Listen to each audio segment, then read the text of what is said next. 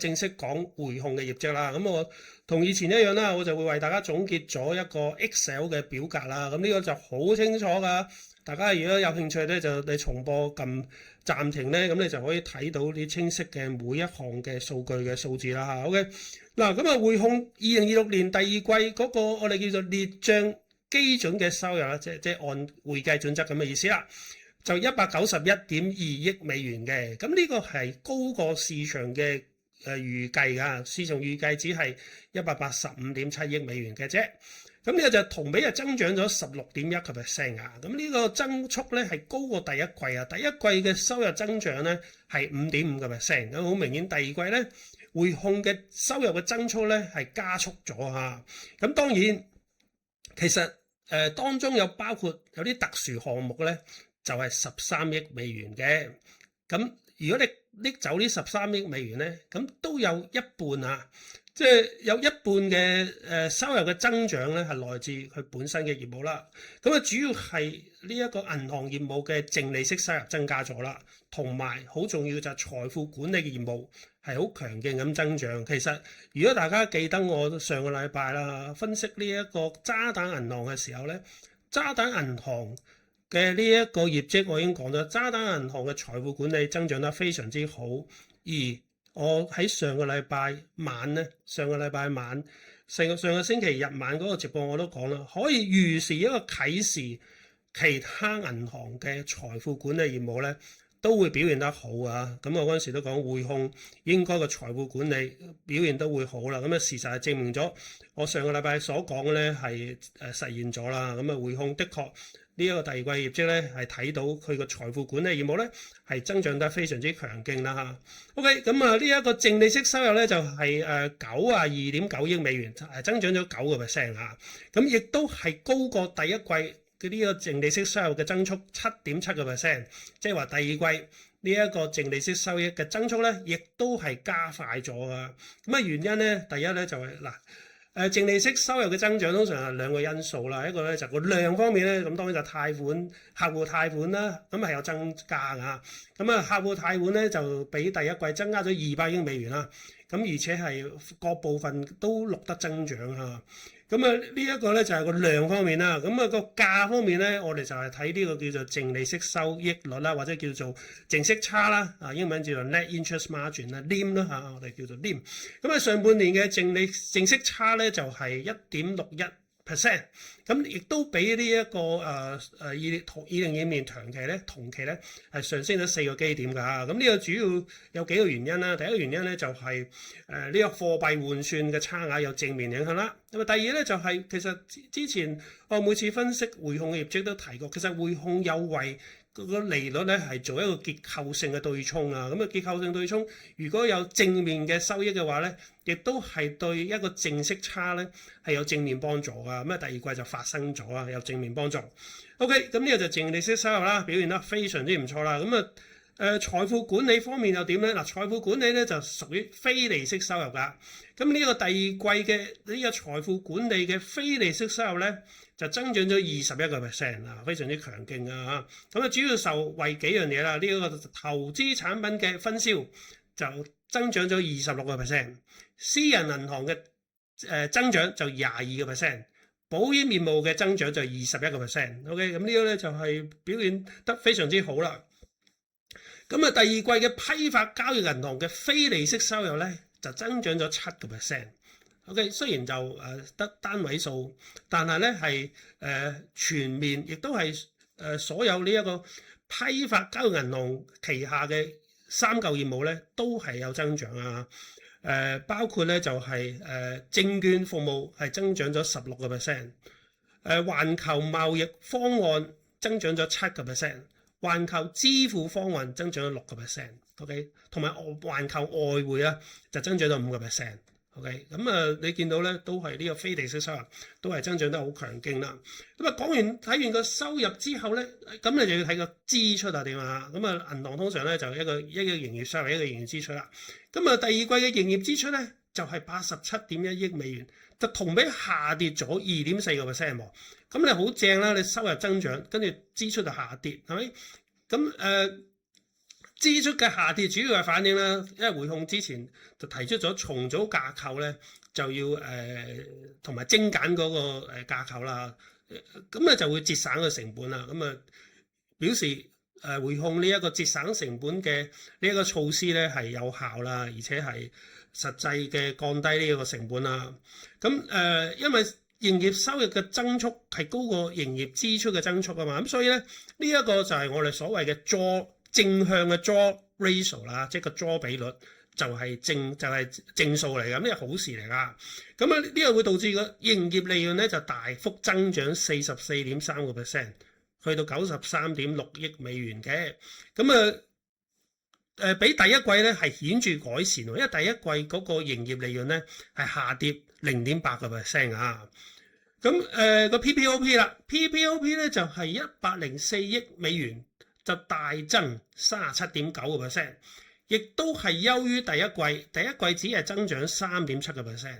嗱咧，即係你會睇到啦，匯控第二季呢一個係盈利收入都係提速咗㗎嚇。咁呢一個減值撥備方面又點啊？咁我哋就睇一個叫做 ECL 啦嚇。2026年嘅第二季預期信貸損失或者叫做 ECL 就10.52億美元，同比係下跌咗1.2%㗎。咁呢係好事嚟㗎嚇，佢 ECL 嗰個損失下跌咗1.2%。咁啊貸款損失率咧就係41個基點，亦都係按季減少咗11個基點㗎嚇。咁佢第二季咧個提撥咧，其實已經係包括咗一啲嘅第三級嘅提撥啦。以前都同大家分享咗啦，銀行嘅呢一個貸款咧，就分第一級、第二級、第三級。第三級咧就即係已經係出現咗違約嘅情況啦嚇。咁當中包括咗同香港商業房地產有關嘅準備咧，就2億美元，即係呢個撥備咗2億美元。但係咧，其實係低於2025年同期，2025年同期係撥備咗4億美元嘅。咁即係話咧，第二季嗰個香港商業地產嘅撥備咧，其實係減少咗一半㗎啦。OK， 咁呢一個第二季嘅列帳基準啦，列帳意思即係話按會計準則啦嘅除稅前利潤咧就101.5億美元。亦都係高過市場預期嘅90.1億美元嘅，同比係大增60.4%。嗱，你會見到嗰個增速咧，嗱，嗰個列帳基準嘅稅前利潤嘅增速係遠遠高過營業利潤嘅增速喎。原因係咩咧？原因咧就係2025年，即係講舊年嘅第二季咧，就交通銀行咧就減值咗10億美元嘅，同埋交通銀行咧。即係講緊舊年同期啊，舊年即係2025年嘅時候咧，咁交通銀行咧就增發咗，佢向財政部增發咗啲股份啊，咁導致到匯控嘅持股比例咧就係稀釋咗，由19.03%稀釋至16%，咁產生咗11.36億美元嘅呢一個稀釋損失。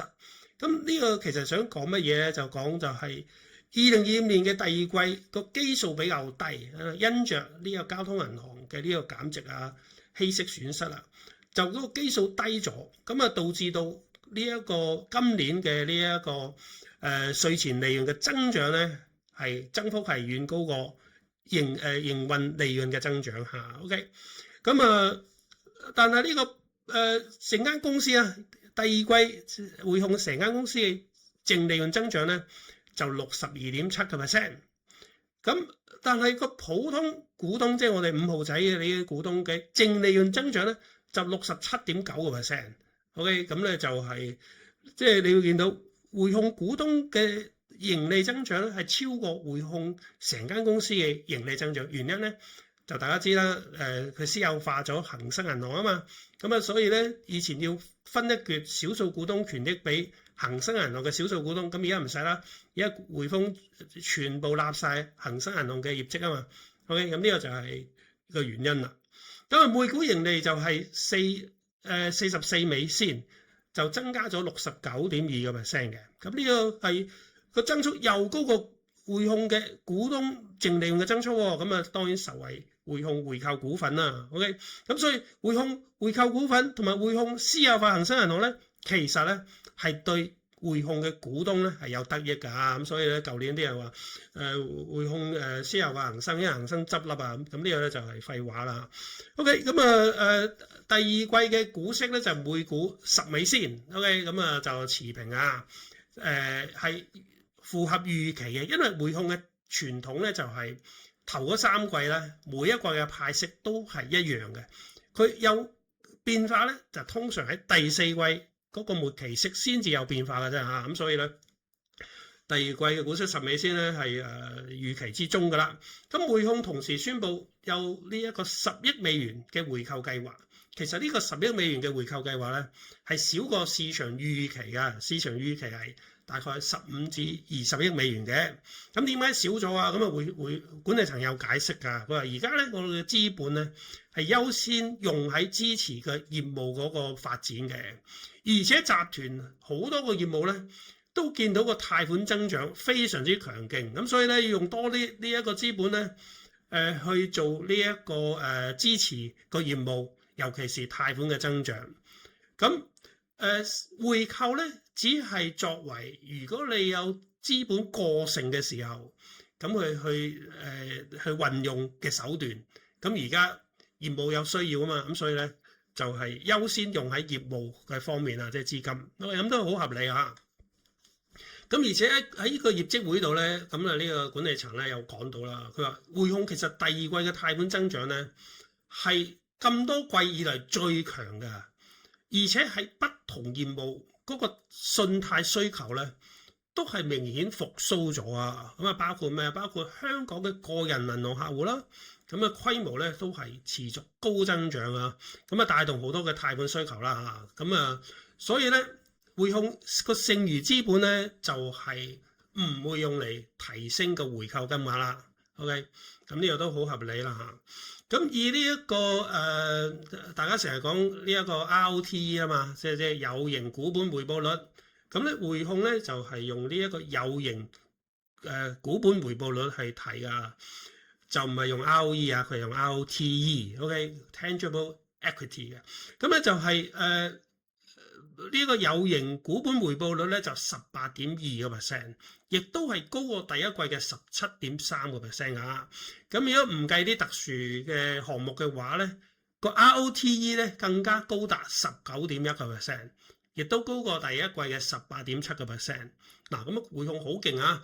佢第一季嘅 ROTE 咧係8.7%，第二季嘅 ROTE 係19.1%，都係高過佢個指引17%啊！佢本來指引已經唔錯啦，17%，佢一出嚟咧係高過呢一個指引噶。OK， 咁最重要係咩啊？最重要就未來展望啦。咁所以咧好多時咧匯控管理層喺業績會講乜嘢咧？講呢個未來展望未來嘅指引咧係會影響匯控嘅呢一個股價啊。咁今次嗰個指引咧就得一項咧係有提升㗎，有提升就係咩咧？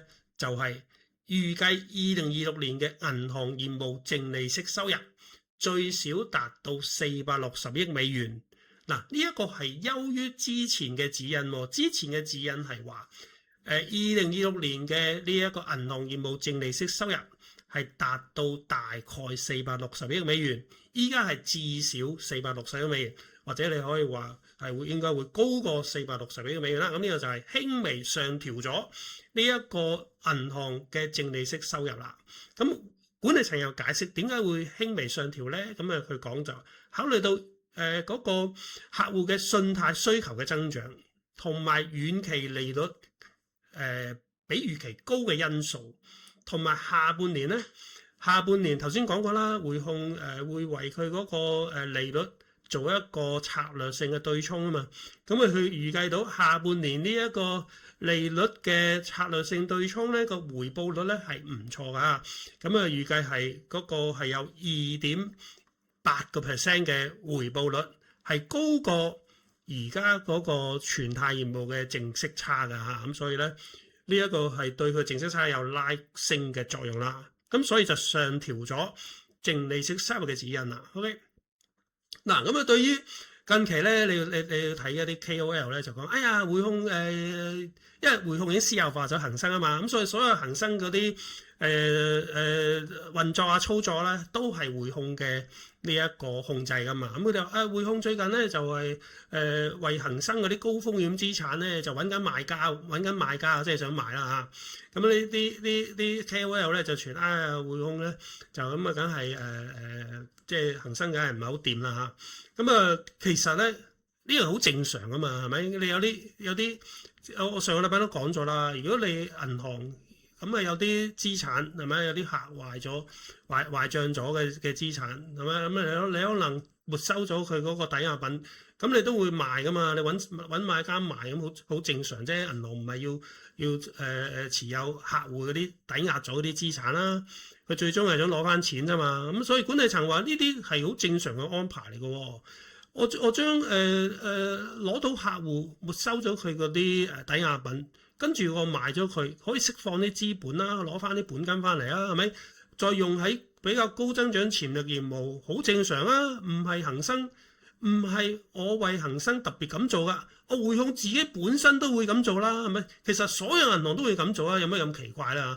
所以咧，我都唔明點解會特別傳呢一點嘅。唔係恒生，唔係匯控，係全世界嘅銀行都會因為如果佢沒收咗個客戶嘅抵押品，佢都會將佢出售㗎，係咪？好正常啫。咁啊，另外就對於內地之前咪傳出呢一個境外投資有境外投資新規嘅，咁咪即係可能管制呢一個內地居民跨境嘅投資，咁有咩影響啊？嗱，咁啊匯控管理層咧就話咧匯控香港呢邊啊，5月同埋6月個跨境開戶數目咧就冇因為呢一個境外投資新規咧有所下跌㗎嚇。咁原因咧就係呢個境外投資新規，佢只不過係強化咗一啲銀行本身應該做嘅，銀行本身應該做就兩樣嘢啦。開戶嘅時候 ，know your customer 啊嘛 ，KYC 啊嘛，係咪？即係你所有銀行，你去美國銀行，你去美資花旗，所有銀行都應該遵守呢一個標準啊，就係你要知道你個客戶 ，OK， 你要了解你個客戶 ，OK， 呢個 KYC。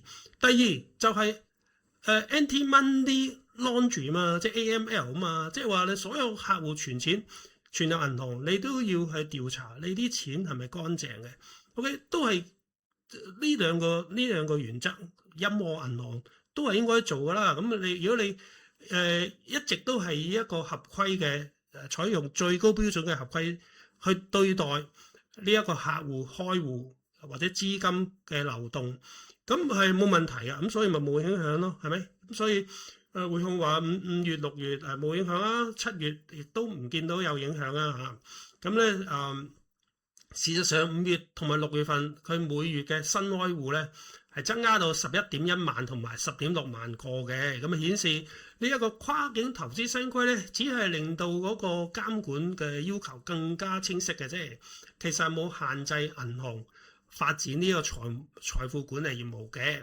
OK，咁啊，最後咧就講其實匯控喺公佈中嘅業績嘅同時咧，佢都有提到一啲業績之後發生嘅一啲事啊，咁對未來嘅盈利係有啲影響啊，係正面影響啊。我上個係正面影響，包括咧佢有提到有2項嘅交易咧喺2027年啊，即係出年咧，將會為匯控帶嚟一啲一次性嘅收益，合計大概有21億美元啊。咁包括乜嘢啊？包括第一就新加坡壽險業務嘅出售，預計就會喺2027年嘅上半年完成。